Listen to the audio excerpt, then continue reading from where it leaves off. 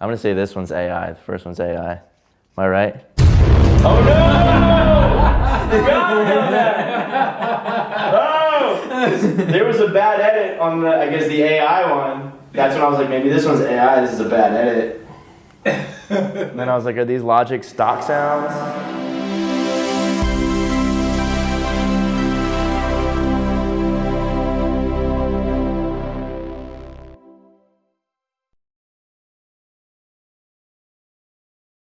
Welcome to What's After Next, where each episode we bring on a new guest to discuss strategy, innovation, and startups.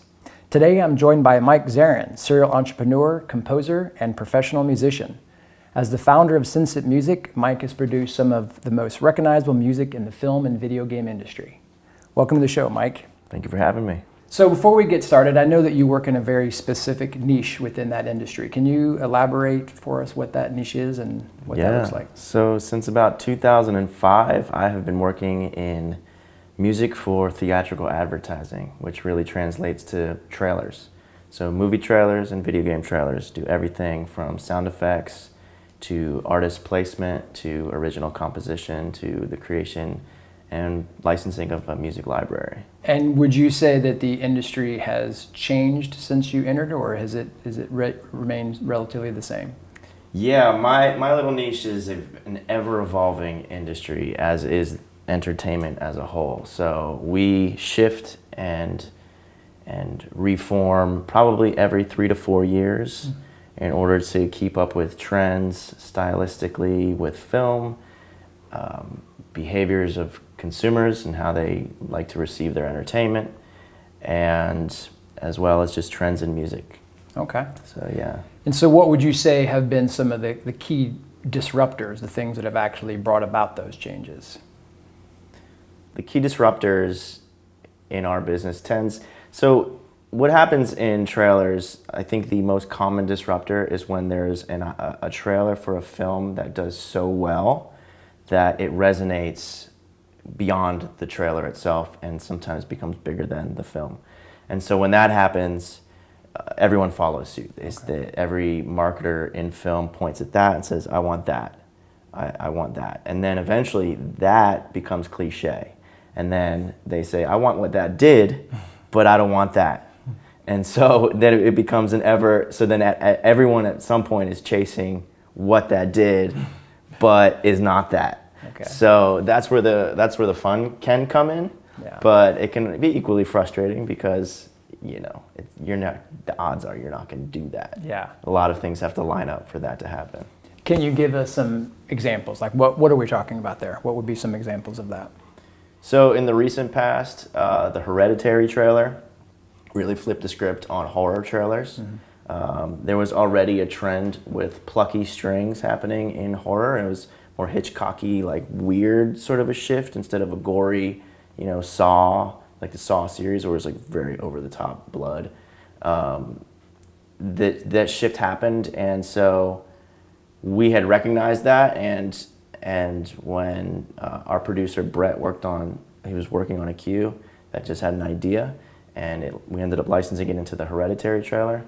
That sort of turned everyone's head on, oh, this is how you can do a horror track that involves both this plucky, weird string, off-putting thing that's not scary but weird, with this dirty, dark, heavy trailer drum brooding sound that is just ominous and just dangerous. Yeah, that's a recent example. Okay.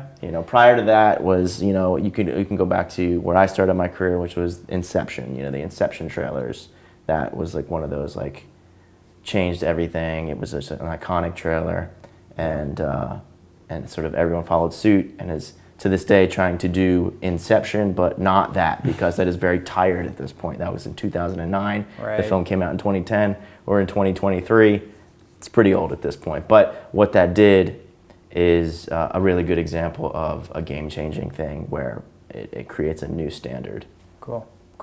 You mentioned working with artists as part of your process and part of that. Has that changed much? I mean, I can only imagine. I see different music sharing platforms and the impact that has had on the industry. So how has any of that affected your industry? Yeah, so in the last 5 years, the involvement of artists in theatrical advertising, both for film and games, has drastically flipped. So in about 2013, 14, the trend towards doing cover songs in trailers became a big thing, and that evolved to actually using artists' songs, and that has now evolved even further to remixing in a cinematic way in order to make an artist song or a commercial song more usable in a trailer. And this also happened simultaneous with the record industry going down. So a very long time ago, historically, music sync was the ugly stepchild for recording artists. You know, there are a number of artists who would never license their music into film or television. It was just a big no-no. Well, then people stopped buying records, and now people need to make a living somehow. And so then they started paying attention to music sync. So there was this really good sort of timing where the cover trend did really well, so it got the use of lyrical songs in trailers to be in place of voiceover or even copy, on-screen copy, you know, really utilizing the lyrics of the song to bring home the point, when they're trying to sell on the spot, and the energy that they're trying to sell, and to capitalize of the demographic of that particular artist to sell their film to. Yeah.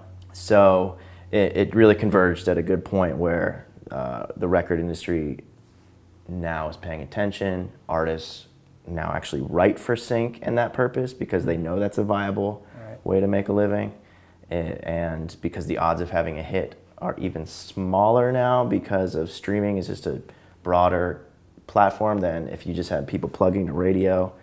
That was difficult in itself, but it was just a little bit more pointed of a focus. And so now it's shifted there. Has your access to the artist changed as well, or do you have to work with the label still, or are you able, I mean, now we see these TikTok stars that take off and aren't even signed yet. So is your access changed them, or is that avenue still the same? Yeah, so we've been really fortunate. So we've been right in line with this. I started my company in 2008, and we have been a chameleon, shifting and shaping as the industry changes and bobbing and weaving as it gives us new challenges. And we find ourselves in a fortunate position to now be a music curator for marketing, for entertainment. So, for instance, we did a project over the last 2 years for Bethesda Softworks. They had a really good game called Deathloop, and we started with them. We were starting working with the vendor on doing some music supervision, which is just pulling songs, you know, not our music, just out there in the world. We're helping them put together a palette for their campaign. And then they hit us up with this Deathloop project, and they wanted this James Bond type thing. And we had opened up an artist and label services division to really take advantage of this new trend where, like I said, everyone's open to get their stuff placed into trailers. People are open to listening to artists, so we are in that position to do it. So we were already in conversations with some incredible artists, you know, talking about trailers. And so it synced right up that we wrote a song, original song called Deja Vu with an artist named Fiora, and it did really well. It ended up winning a lot of awards. They ended up using it on the soundtrack for the game. We ended up doing a suite of 2 more songs. We worked with an incredibly talented singer named Lady Blackbird, and just beautiful music, harkening back to 60s spy movies. Yeah. Did really well. And then that brought us up to another project. We're in the midst of working with them that it's too early to say what it is. We're deep in it. However, we are actually working with very well-known rappers, very well-known hip-hop producers, and their label. Wow. And so, because we understand the creation of music for this context, or for the specific use of getting people interested in playing a video game, that we can then take that, bring our producers and composers, their producers and writers, and the MCs or the singer, whoever it is, and we also speak the language of the marketers, and when they tell us what they're trying to do, they tell us something like the game itself is a voice. Well, what does that mean? Well, we know what that means, just by the nature of being composers. You know, we understand how to give a character a voice. And if the game itself is a character, well, we can give that a voice as well. So we really marry these worlds, and it's actually a really exciting time, to be honest with you. Yeah. Yeah. Are you a gamer yourself? I am not. No. I Okay. try. I am so ADD. I try. It used to be my Christmas tradition where I would spend the whole week and I would lock the doors, bust out a bunch of cannabis, and just play games for that whole week. But these days, not so much. Can't do it. Yeah. So, I mean, obviously the video game industry is exploding and has now surpassed the movie industry in terms of annual revenue. For your business, how is that ratio? Do you lean more on one or the other, or is it fairly evenly split? Well, to be totally honest, we've leaned towards film for a long time. I did score a video game. I co-scored the entire soundtrack to Splinter Cell Blacklist in 2012 for Ubisoft games. But since then we diverted, and I wanted to focus more on trailers because that detracted from us, and our main clientele were the film studios. Walt Disney Studios is my best client, followed very closely by Universal Pictures and Warner Brothers and then Paramount. And so we just did so well with them. However, in the pandemic, that all vanished. And so we had the very good graces of building this great relationship with Bethesda Softworks, to where we're now working that video game stuff, because even since I did Splinter Cell over 10 years ago, I've always loved video games, and my team has always wanted to do more video games. And now, fortunately, we've got a couple good hits that we're going back into that world. That's great. Yeah. Now, when you did the Portal movie music, right? Where does that fall? Because it was a movie, but based on a video game. What was that experience like? That was actually pretty cool. So with Portal, that was created by a guy named Dan Trachtenberg, and since Portal, Dan's actually was able to springboard from the success of that, and he is doing some great work. He did the Cloverfield series, and I know he's in development of some other really good stuff that's coming out soon. And he just hit me up. He cold emailed me. He liked my work on Inception and just called me and said, "Hey, would you be interested in doing this?" I had never scored a short film ever. In fact, even before I did Inception, I never scored anything in my life. Wow. That was the very first thing I ever scored, and it was worked out. So he hit me up, we did that, it was a lot of fun, and I think it's a really cool piece. It was all music, there's no dialogue, no nothing.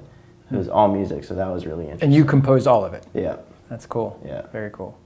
In the past, when you and I have talked, you've really stressed this, both the music and the business, and I know your background was in business, specifically in music business education. So, and earlier you mentioned how as the industry has changed, your company has been able to kind of bob and weave. So two questions. One is, as you go about your sort of just daily activities, what is that ratio that you use for sort of the art and the music side and the creative piece versus the business side? Like, how do you split your time and your mind to do both of those? When we first started the company, it was really so I could be a composer. I started it because I knew the business. I started a film trailer division really as a sales guy for another company, and I found a lot of success being their business development leader. And so I understood the business, I had the network, so I just wanted to be a composer, and I knew the splits and I wanted to own it. So I went and did it myself, and that was the impetus. And eventually, because we did have some good early successes, I wanted to build it bigger. So I hired more composers, and I brought on a salesperson, and then eventually a business manager so I could offset doing all the books. I was running the QuickBooks, I was doing everything, negotiating the licenses, running the QuickBooks, producing the sessions, overseeing the composers, making sure the sales was happening. I was doing it all. And after quite a while of doing that, I naturally burnt out. Mm-hmm. So I was actually looking to sell my company. I was like, I'm over this. And as I was doing the rounds, meeting with potential buyers, everyone was kicking tires, there weren't really things lining up. They wanted me to come in and run their company, and I was already burnt out of running a company. Right. So in 2018, I decided to really study infrastructure design so that I could offset the workload, because I was losing the creative side because I was so focused on the business side. And when you're squeezing too much of one thing, especially two things, like nothing is going to survive, and everything is going to be falling short. And so I realized I need to figure out how to properly build a company now.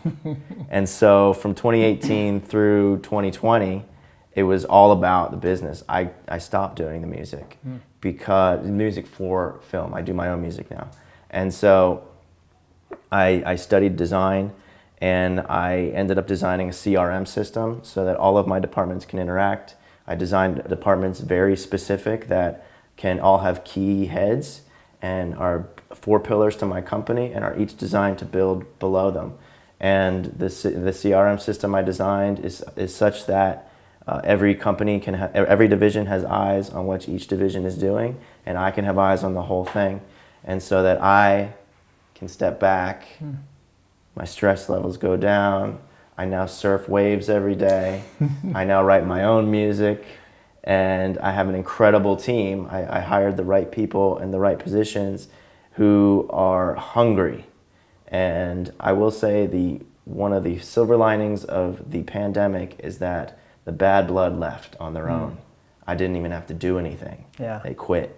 So fantastic. Yeah. The great people stayed. And the loyal people stayed.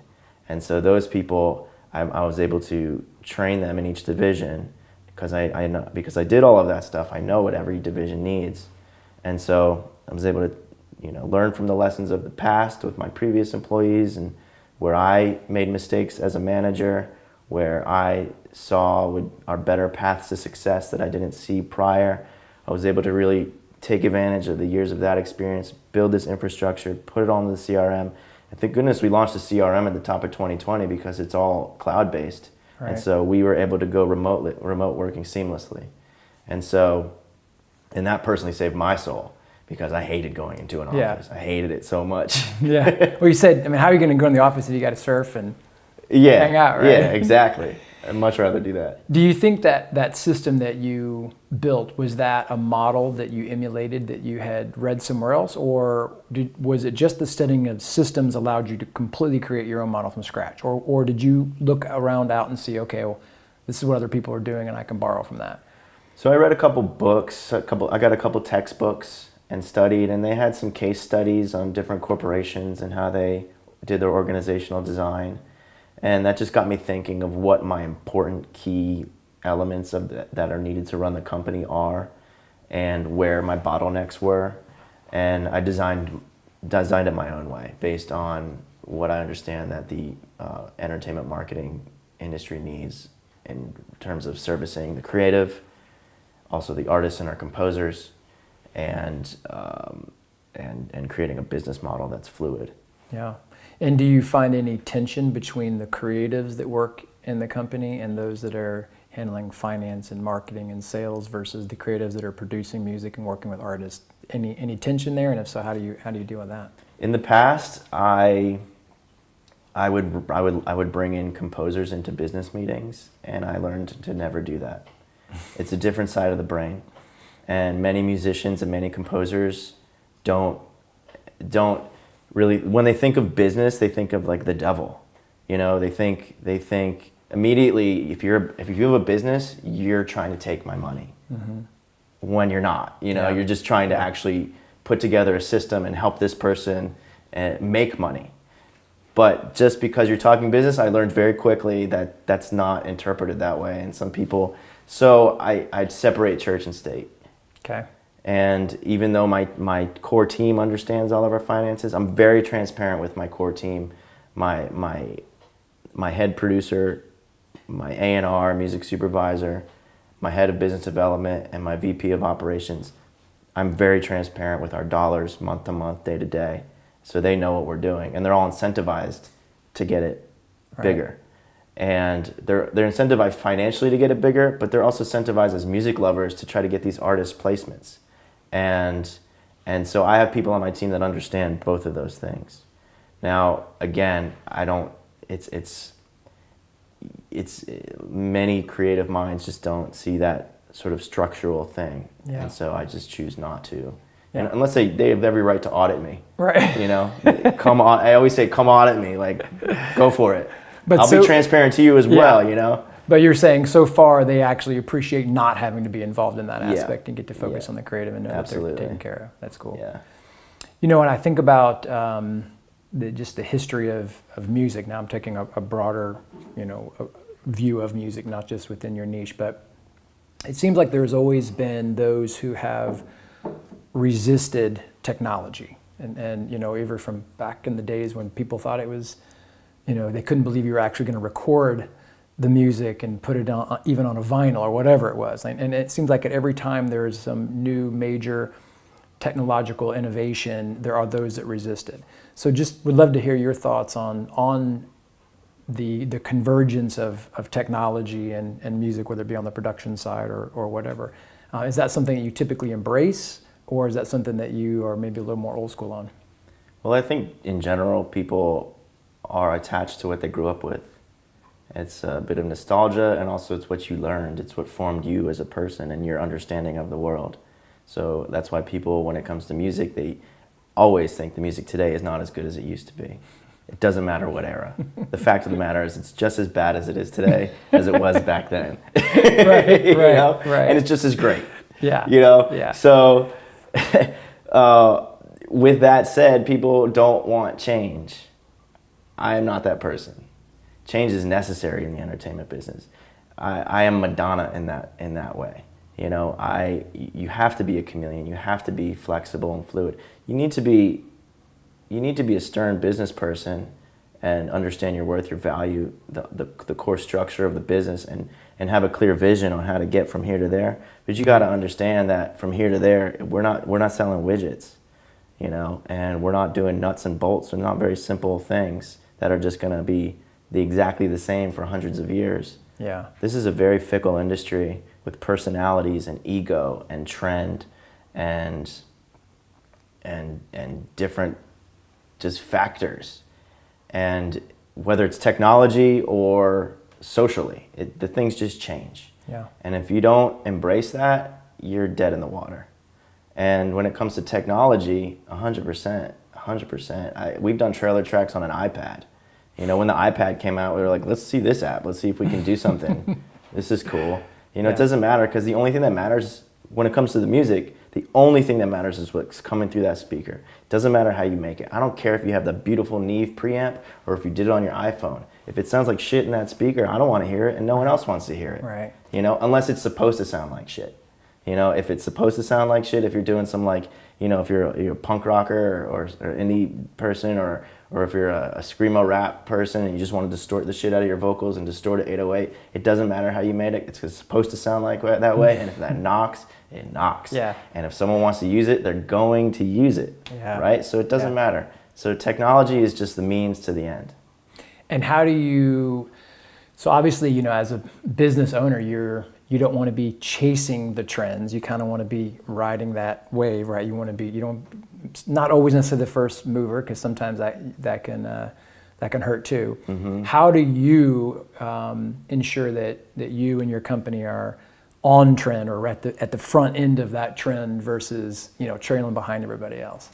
Yeah, well, it's a bit of a horse race, and there's been moments where we are trailing behind. You know, I won't lie.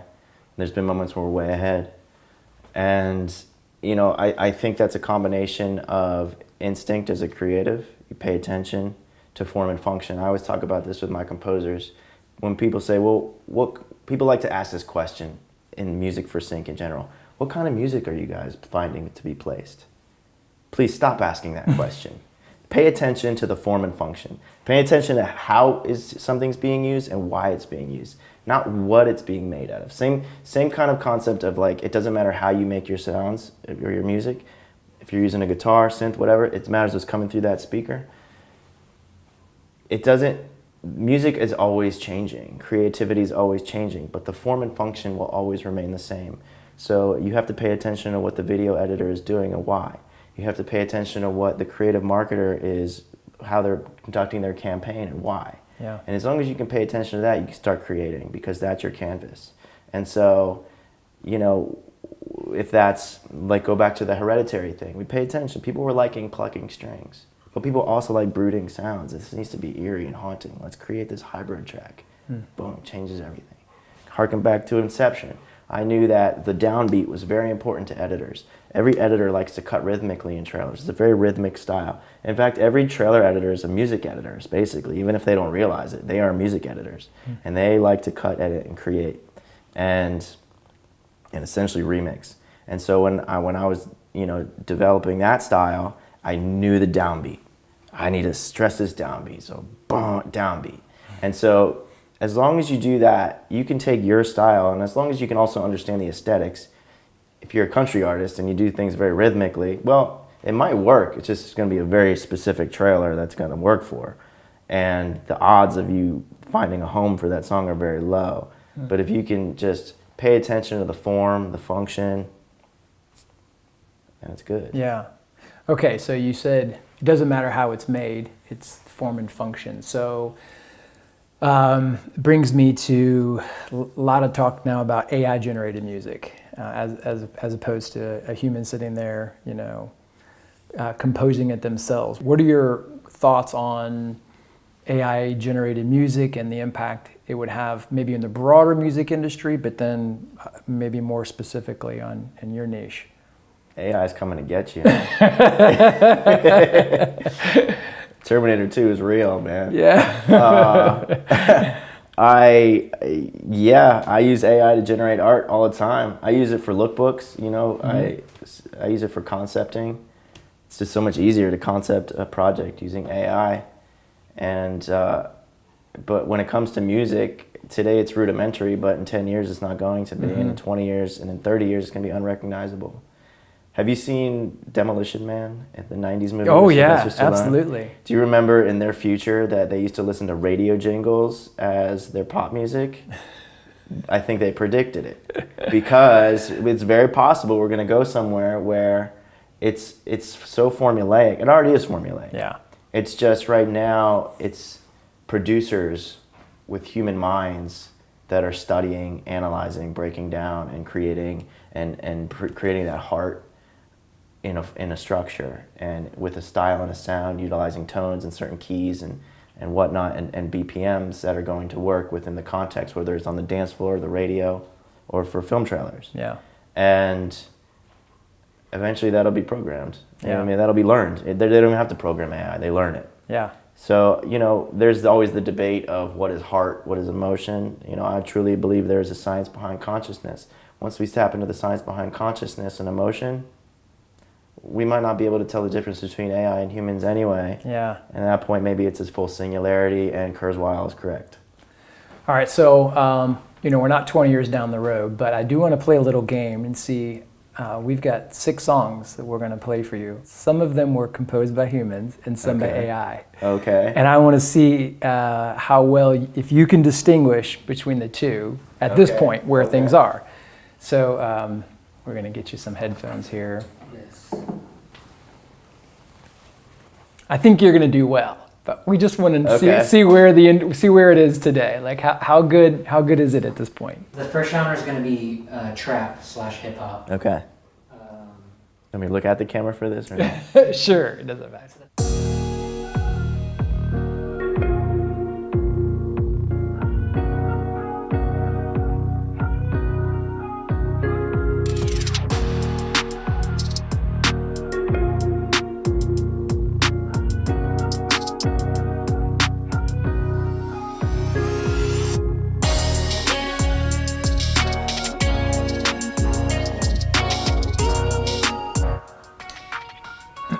So we're going to hold off on the answer until you hear the second one, and that way you can.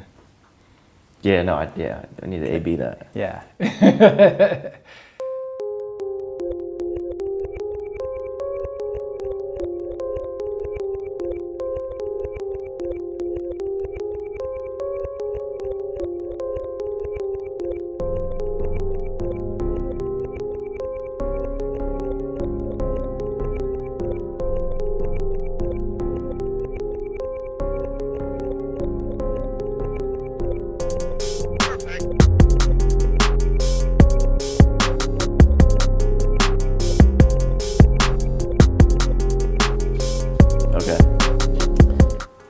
before I answer this question, my question is, were both of these mixed by a human? Were they mixed?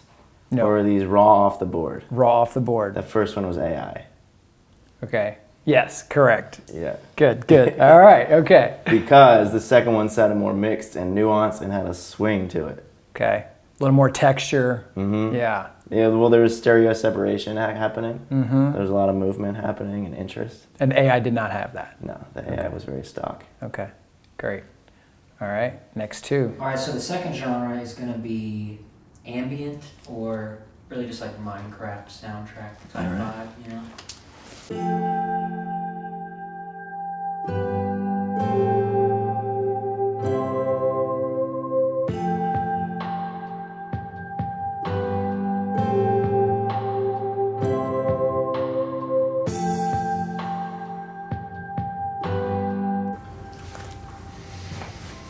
All right, and here's number 2 coming at you.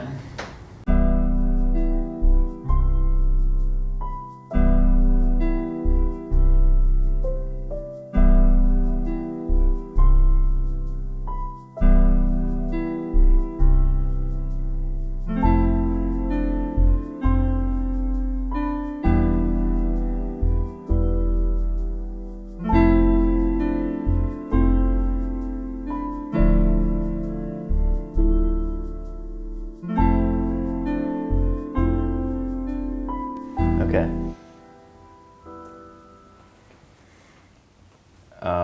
I'll ask you this question, so I'm not asking you this question. Right. For the one that's done by a human, is that the same human? Yes. Okay. The second one was a human. Is that correct? Yes. Yeah. Okay. Well, here's the thing. Okay. I can hear your mixing style. I There you go. can hear where your bass is sitting, and I hear your stereo spread, and I hear use of the flow of the rhythm. Okay. Nice. That's good. That's good. I didn't account for that. That's why I knew it would be good.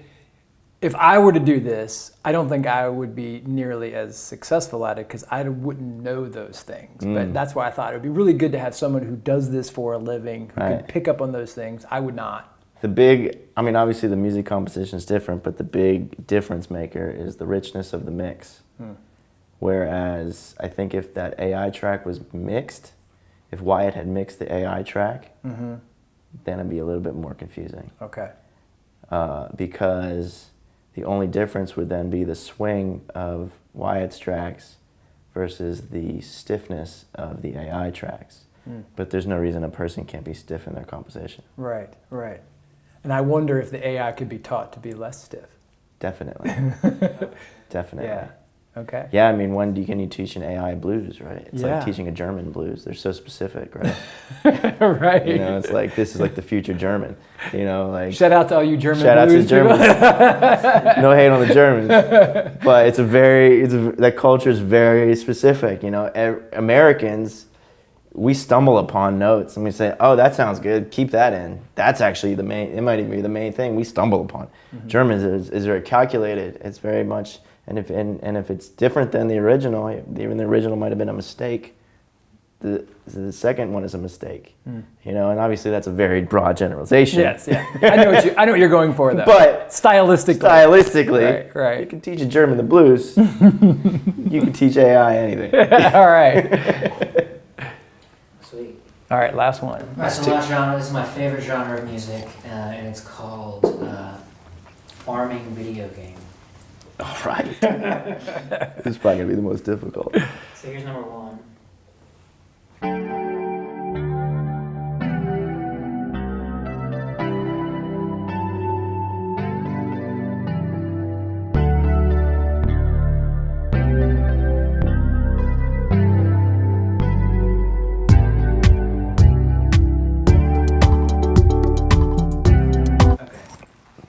Let's hear the next. All right. Number 2, farming video game. What a genre.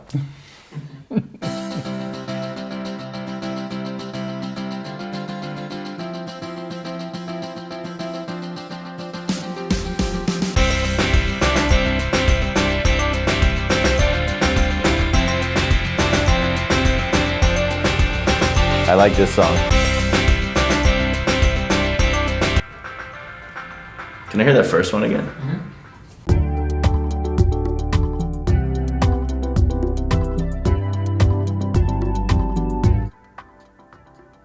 I'm gonna say this one's AI. The first one's AI. Am I right? Oh no!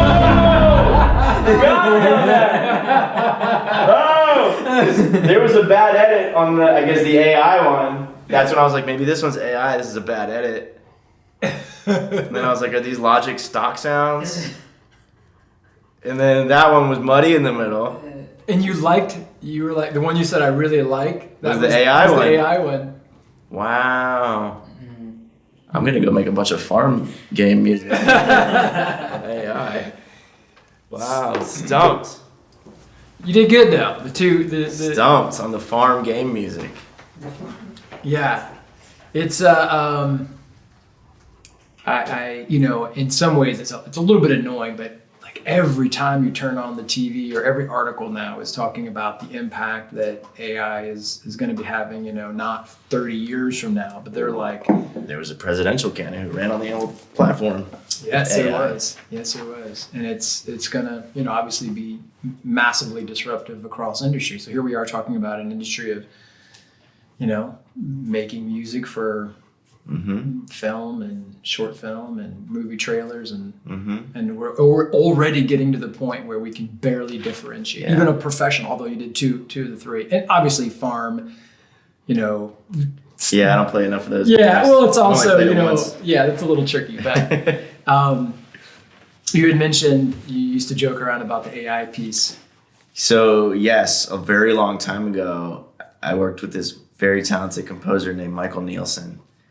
And he used to always say, I wish there was like some kind of program we could just like plug in the formula for trailers, like put a rise here, a drop here, hit there, and just let it write for you. In fact, I think I read somewhere that one of the guys in Weezer once said that. In fact, don't misquote me on this. I don't remember if they were trying to create a program to write songs, or they were just saying how one day you can program to write songs. But I believe I read a long time ago that they were talking about that. Okay. We'll find the quote. Yeah. Do a little fact check. Yeah, before fact we check, post. fact check. But, you know, we were talking about this recently with my team that it's, and this was the factor on the first two, is that the mixing. So, you know, there's still something you can, even though I said before, it doesn't matter how you make something, like if it sounds like crap, and it's supposed to sound like crap, that's what it sounds like. But if it's not supposed to sound like crap, the mixing is the big difference maker. And so now it's very well possible that AI can become so evolved that they can run signal flow and take over where a person and diagnose, just the same as a mix engineer would say, I need to treat this sound through this processing chain. I need to carve this EQ out in order to make room for that, and do those very human decisions. Now, humans are very simple computational systems up here. You know, we're very simple. And so who's to say that AI couldn't do that? Or AI would even care to do that? Or who's to say that we even get to a place by the time AI is that advanced that we even care? Who knows? I was listening to someone, they were talking about AI, that when AI becomes very prevalent, they were saying, I really wish I knew who this was. When AI becomes so ubiquitous in our world, that's when humanity can actually understand our emotions and stop being so calculated. You know, our tasks right now are so robotic anyway. Like the call service center people, even the engineers that are plugging up microphones, or just anyone just doing plug and play work. You know, if you eliminate that, we have more room to grow consciously. Yeah. We have more room to expand ourselves personally. You know, whatever your version of surfing is, you can do that. Yeah. So I don't think it's a bad thing. We evolved. We're a species. We evolved. Before we were apparently living in trees, you know, and now we knock down trees and build structures out of them. Yeah. And so using machines that didn't exist before. Yeah. And if they didn't exist, we wouldn't be in this room. Yeah. If we didn't know how to make this, we'd not be painting a wall. If we didn't know how to utilize a tool, we would not have this guitar. We would have some rudimentary lute, maybe. And the lutes of old were really cool. Yeah. But now we can bang out thousands of these and everyone can have one because they're affordable. Yeah. You know, before not everyone could have one. This was like an object of royalty. Yeah. And now everyone can have them, or at least make one because they have the ability and the technology and the general understanding of how to do it because they've been around for so long. So if you put that into art, well, it changes. Yeah. You know, I started my career because I was able to start my career because we were making music in computers. And if it wasn't for the ability to have an orchestra in a computer, I would not have been able to start my career, start my company, and everything, because in the 90s, before the 2000s, if you didn't have a real orchestra and a budget to pay for it, you weren't doing anything. Mm. Now, there were some companies in the 90s that were early adopters to digital. You know, there's a company called Immediate Music, which is essentially the grandfather of what I do. They were one of the first in the space of creating score just for trailers. And I know they utilized a lot of digital technologies in the 90s that were available. So that was early, but by the time I came along, there were sound libraries of live orchestras that you can manipulate enough to make sound real enough to do something, and choirs as well. And you can program what a choir is going to sing. Now, is it as good as a live one? No. But styles have shifted such that it doesn't matter anymore. Whereas 15 years ago, a digital choir sounded worse, but we had a hunger for a real choir. This year, no one cares about a real choir, so it doesn't matter if the choir doesn't sound as good, but it does sound as good because technology's improved. Point being is that we may not care. Yeah. Because all things shift. You know, we may we may destroy ourselves in some sort of war, and then it's all back to zero. Right. And all digital technology is gone. Yeah. And then we're back to figuring out how to even write. Mm-hmm. You know, it could be a complete net zero. And so, who knows? Yeah. Who knows? But the fact is, it's evolution. We evolve. Creators will create. And I think the true creators work within their limitations.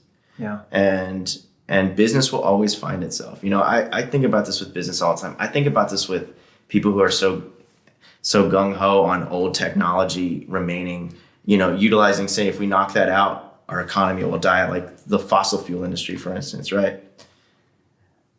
Wherever there's people, there's going to be an economy, period. Mm-hmm. Just stop right there. It doesn't matter if you've been making billions of dollars for the years before. There's going to be billions more dollars to make moving forward doing something else. Yeah. And if you're smart, shift. Yeah. You know, shift. Yeah, exactly. Like, shift. And adapt. Adapt. Don't be so stubborn.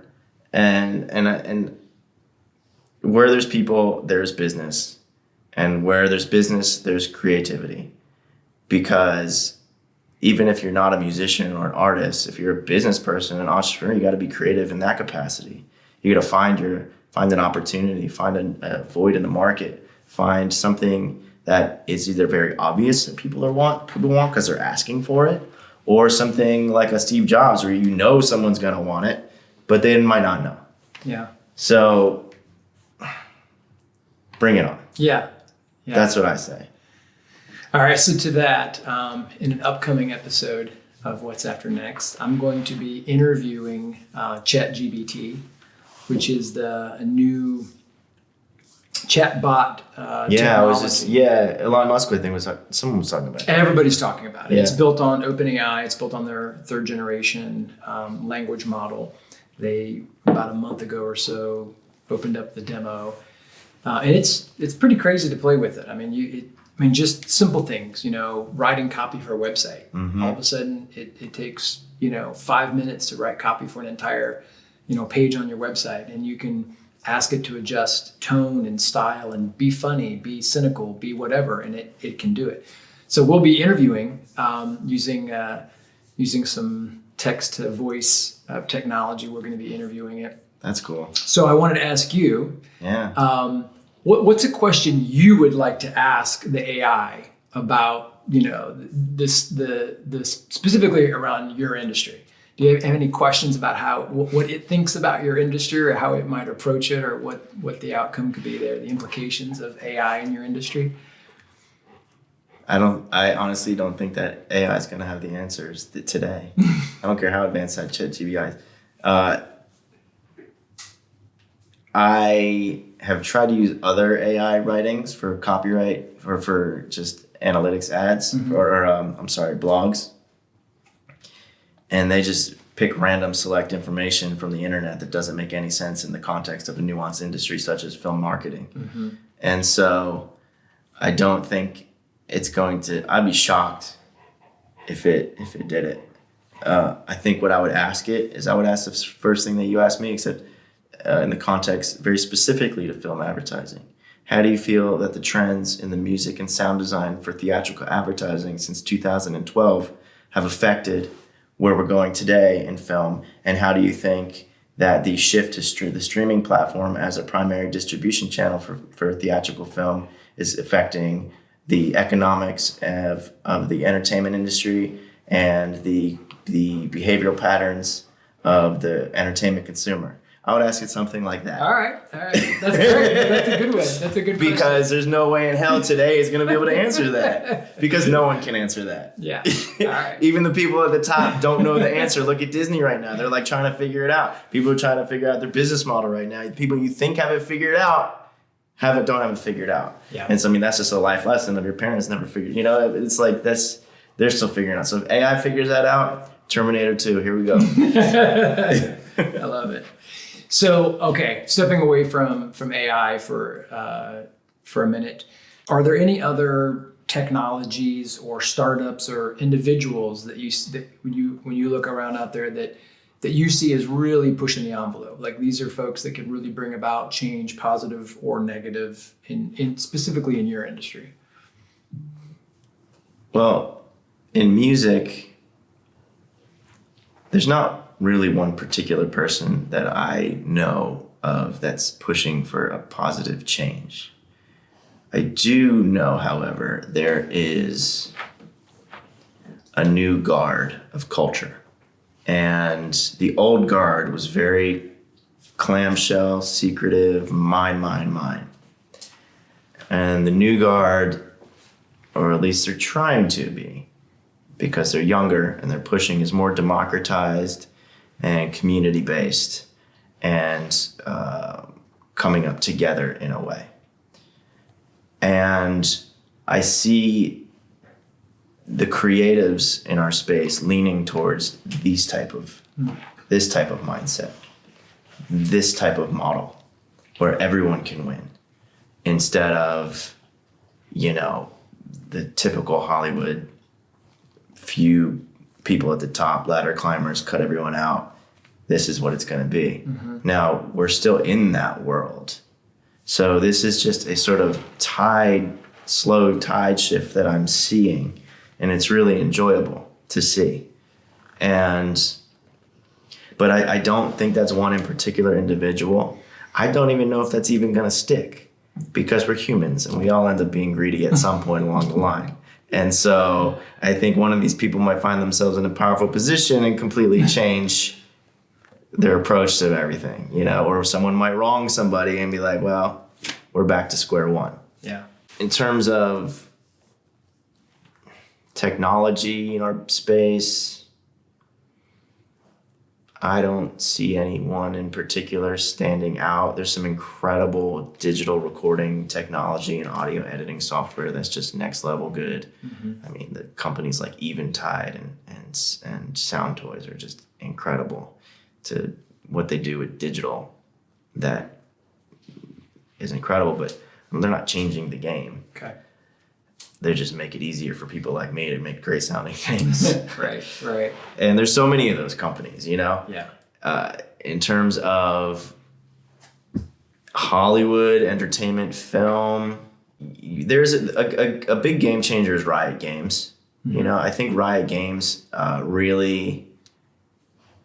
really found success in the competitive gaming space and was able to really break open an entire sector, like probably stronger than everyone. It's not like they invented it, but they broke through stronger than anyone, to the point where, universities have college gaming teams, competitive gaming, and offer scholarships, competitive gaming. And there's a real economics in that space.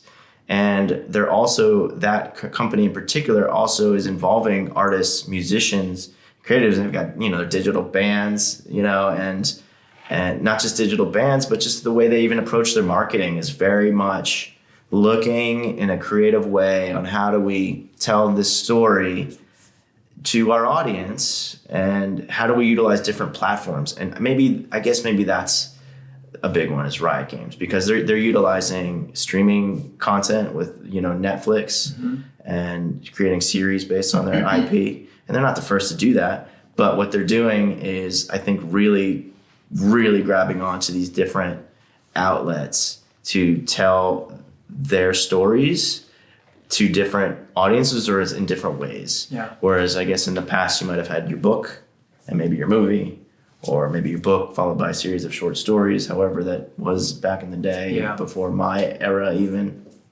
and or your movie followed by a TV series, whatever they tried to exploit their IP in different ways. Right. I think they're doing it more creatively. They're not just exploiting their IP in different ways. They're genuinely telling a story in a creative way, and they're respecting the art along the way. I think Disney's done that throughout their history, though, too. Yeah. I think they're a company that is, and still thinking ahead, even though they're figuring it out on the streaming side. Like, what do we do? They're still always thinking ahead on how do we, put this in different mediums and tell these stories in different ways while building a very successful company. Yeah. We're going to have one of my friends who's a senior person at Riot. We're going to have them on and talk about some of these things. He's head of partnerships and all those things you're talking about, going out and leveraging that IP. They can only make so many games in-house. So how do they leverage all that amazing IP they have, both with other publishers, but then also, like you said, moving into other mediums and stuff too. So yeah, they're doing some really cool stuff over there. All right, so putting your startup entrepreneur hat on, if I were to give you $1 million and say, hey, Mike, can you invest this for me in your area, and it could be your specific niche or the broader music industry, where would you tell me to invest that $1 million, or where would you invest that $1 million for me? That's a really good question. $1 million doesn't go very far. So just give it to me. We'll go hang out. All right, I like it. Yeah, you're right, it does it. All right, we'll up it. Let's say it's $10 million. Where am I going to invest to get the return? Give me a minute to sit on this one. Yeah. Can you get my checkbook? Okay.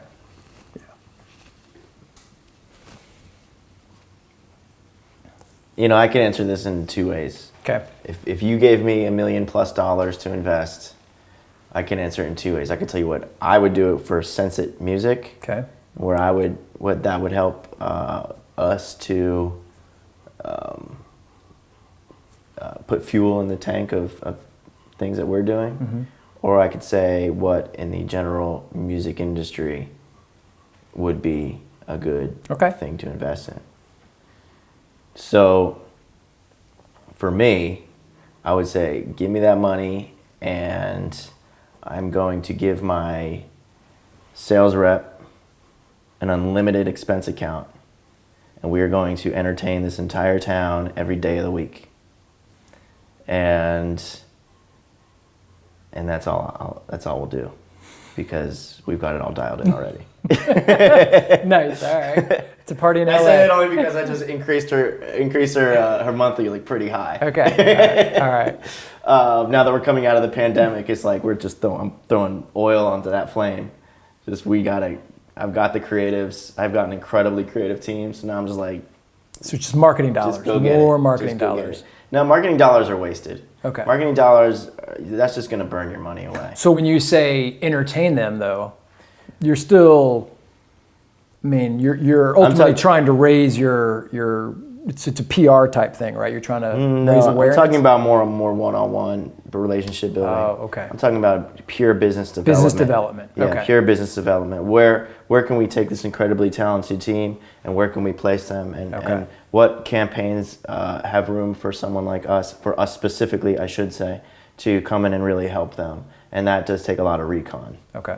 And that takes a lot of cutting through because there's when it comes from the perspective of our client, we are a dime a dozen. When it comes from our perspective, we are one in a million. And so we need to put in a lot of time and energy to show people how we are one in a million. We don't want to talk about it. You can talk about it all day long. I don't like to talk.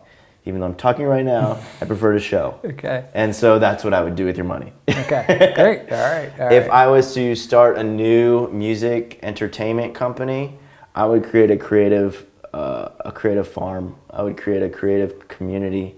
I would actually create a physical space, much like a Google space, but more like this, more like a house. And like what a lot of the YouTube creators are doing, where they just have houses of creators and they're together just making stuff. I would do a content house with multiple disciplines. You know, I have some friends that have a music house, and they produce incredibly wonderful pop music. And I've been watching them do this for over a decade, and it's awesome. Like, they just have a good time, and they just make music all day, and they make hit after hit, and they're just crushing it. But they already are in the old traditional model, and they work with a lot of big pop artists who have record contracts, and it's very traditional. Well, right now we're in a context of very democratized thing, and the labels are looking at TikTok. There are labels out there that are exclusively signing artists based on their TikTok. And TikTok's like a bit of a crapshoot, you know? It's like some things, if you've ever posted videos, some videos you'll post that you think are the best will do nothing. And in a traditional sense of placing music for radio, they might have done something. Some videos that you think are just whatever, you took 2 seconds, you put it together, you put it out, they blow up. And all of a sudden you found a voice that you didn't even realize you had. Well, there's a lot of throwing that shit against the wall right now. And I think if I was to put money into it, I would find the most creative people as singers, beat makers, composers, comedians, actors, illustrators, photographers, cinematographers, or DPs. I'd put all the writers. I would full on put money into scouting them, or at least creating some sort of platform for them to find us. And I would get all of them together and pay them a salary to make it worth their while with a royalty percentage on the back end to incentivize them to do their best work they could possibly do. And they'll be coming out of wherever they are, out of their college dorm or their parents' basement or whatever the hell they're doing, or out of wherever they are, and psyched for the opportunity. And to create an environment that is not just fun, because I'm not a person that's all about fun. I love having fun, but it's got to be productive. Yeah. So you'd find the people that know how to balance that fun and productiveness. And that's what I would probably do if I was going to do that. Another thing which just came back to my mind, and this is a really good business idea that I'm just going to give away because I was going to do it. It's a freaking cash cow, I guarantee it. Come here to Los Angeles, you find a warehouse space anywhere along the 5 freeway, and you build out rehearsal studios. Build out rehearsal studios for bands. That thing will be locked out. You'll be making money hand over fist. Minimum $800 a month per room. You're good. That needed, huh? It's that needed. And I looked into it for a while. I was looking at an old bread factory down in Frogtown for a long time, which is right next to Silver Lake. Before that was popping up. It's still it's popping off right there, but still not, 'cause people are overpricing their properties. Okay. And so there was a big studio that shut down, and everyone's homeless right now. And that studio they had building problems, so they had to close. But I did the economics on it. That's a business. All right, note to self. All right, I like it. So as we wrap up today, can you tell us about some of the projects that you're working on? No. Okay. Awesome. See how easy that was? Too secretive, right? No, we could do. Yeah, so last year I relaunched my company Sense It with our new division, our artist and label services. And we were really successful signing a lot of great labels from around the world and artists, independent artists that control their own rights. And we have such an abundance of good content now that we're now focusing on going through it and really hand picking and hand selecting and making trailerized remixes of things that we know are going to serve the market of film and game advertising really well. So that's right now what we're really focused on. And outside of the confidential projects that we're currently working on that, you know, we'll say next year we can talk about it after they come out and we've heard of them. So yeah, but that's what we're working on. That's what I'm really excited about, because, you know, there is a need for great music when it comes to marketing. And like I mentioned earlier, artists want to make a living with their music, and we fight for our artists to get as high of a ticket price, because we know the value and we know the budget these studios have. Even when it's a low budget, we understand that negotiation. And so I'm really excited to actually start getting this music out and making money for other people, because that's always been my principle since I was a kid. You know, and my whole thing in school was like, well, what does the teacher want? I'll just do what they want. Or what does my dad want? I'll do what he wants, so I can go, you know, whatever, do what I want. And so that translates to my professional life, is always since day one is, well, what do you want? You want to make money doing X? I'm going to make you money doing X, so then that's going to get me to where I want, because everyone's happy. And so I just want to make these labels and these artists some money this year. And that's what we're working on. That's a good goal. Yeah. All right, well, we've run out of time, but I really appreciate you joining us here on What's After Next, and can't wait to see you again. Thank you. Thank you Good for having me. Thank you.